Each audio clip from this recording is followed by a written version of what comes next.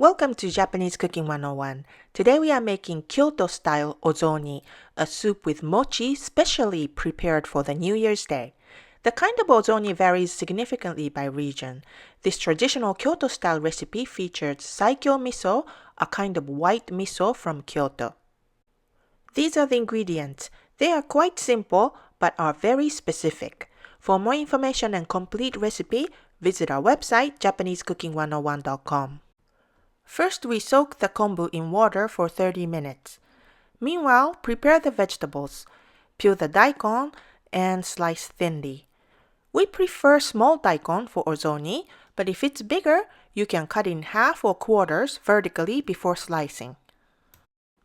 Peel the satoimo or taro without cutting.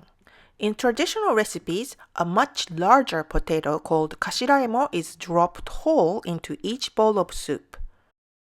In a small pot, boil the peeled satoimo for about 15 minutes or until tender.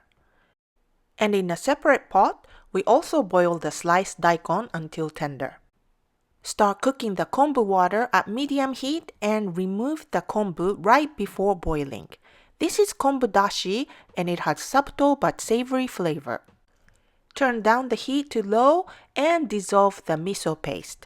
We add a lot more miso in ozoni than typical miso soup, but it has to be Saikyo miso to do that, or it will get too salty. Hopefully you can find this special kind of miso. Add the sake and simmer while preparing mochi.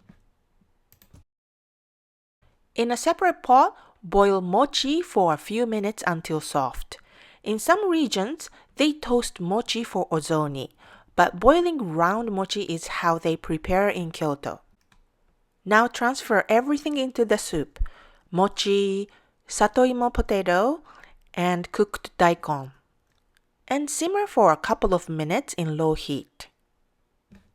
Serve immediately. Place the satoimo potato in the middle and pour the soup.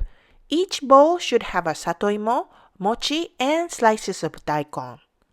Top with finely grated katsuobushi called ito katsuo. This adds delicious umami flavor.